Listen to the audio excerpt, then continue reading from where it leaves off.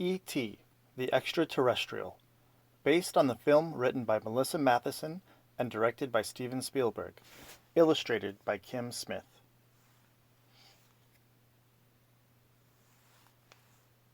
E.T. the Extraterrestrial. It was the week before Halloween. Elliot wanted to play with his brother Michael, but Michael said no. "Come on, guys," Elliot pleaded. "I can fight goblins too." "Just go get the pizza," Michael said. Elliot went outside and paid the delivery man. On the way back inside, he heard a noise coming from the shed. Elliot lived near a forest. Sometimes coyotes wandered into the shed, but these footprints didn't look like coyote tracks. And coyotes don't roll balls back to kids. It definitely wasn't a coyote. Elliot tried to tell his family, "There's a goblin in the shed, a real goblin." "Where's the pizza?" Michael asked. No one believed Elliot's story. The next day, Elliot went beyond the shed and into the woods to look for the goblin. He saw people with strange equipment searching for something. Were they looking for the goblin too? If they found it, what would they do to it? Elliot had to find the goblin first.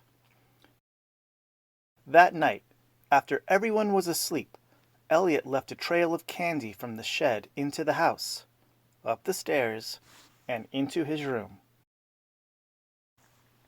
It turned out the goblin liked candy. The next day, Elliot introduced the goblin to Michael and to his little sister, Gertie. Michael and Gertie quickly realized what Elliot had learned the night before. The goblin was kind and very smart. The kids were excited and curious about their new friend. He seemed too nice to be a goblin. "Maybe he's a monkey," said Michael. "I don't like his feet," said Gertie. "We are here, home," Elliot said. "Where are you from?" The goblin pointed up at the sky. Then he used his powers, and some fruits and vegetables, to create a model of his solar system. The goblin wasn't a goblin at all. He was an extraterrestrial, an alien from another planet. Elliot called him E.T. for short. Meanwhile, the people looking for E.T. were getting closer. The next morning, the kids went off to school. Their mom was leaving for work, and she heard a noise coming from the closet. But when she opened the door, all she saw were stuffed animals. After she left, E.T. had the house all to himself. He went exploring. First, he made friends with the local wildlife. Then, he got something to eat. He found a toy to play with and something to read. He watched the television and learned about Earth forms of communication, all of which gave him an idea. If only he could find everything he needed. When Gertie came home, she taught E.T. the alphabet. "B is for balloon," she said. "B," E.T. said. "Yes," Gertie said. "B. Good." Elliot got home not much later and found E.T. in his closet. Gertie and E.T. were playing dress-up together. "Elliot," E.T. said. "I taught him to talk," Gertie bragged. Elliot found the box of items that E.T. had collected. He cut himself on a saw blade. "Ouch!" E.T. yelped. "Ouch!" E.T. said. His finger began to glow. E.T. touched his fingertip to Elliot's, and the cut healed. Then, E.T. showed Elliot and Gertie a drawing of something he wanted to build. It looked like a radio. "Phone home," E.T. said. E.T. worked on his radio all night. Meanwhile, the people who were looking for E.T. were getting even closer. E.T. wanted his family to find him and take him home, but he had to hurry. E.T. wasn't meant to live on Earth. He was starting to feel sick. The next day was Halloween. It was the perfect time to get E.T. into the woods, where he could use the radio to send a clear signal home. Michael and Elliot pretended that E.T. was Gertie.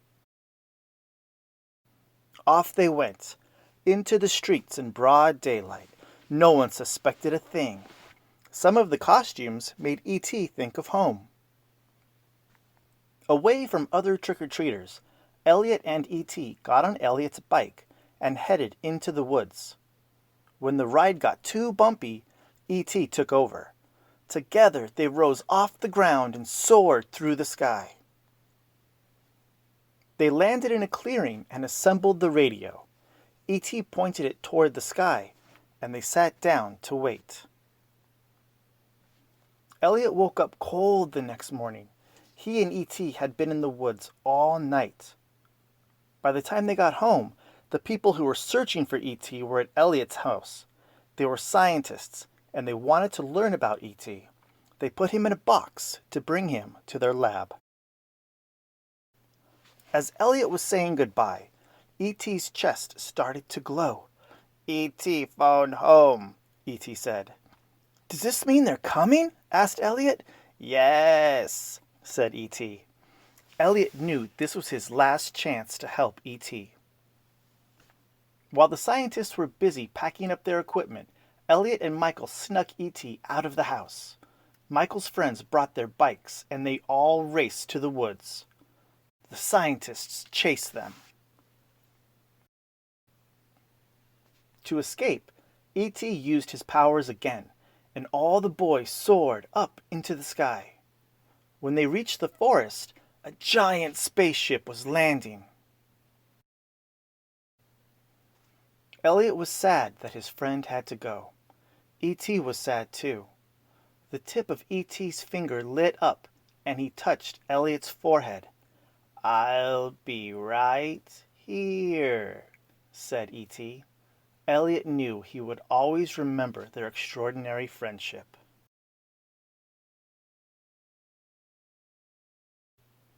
The end.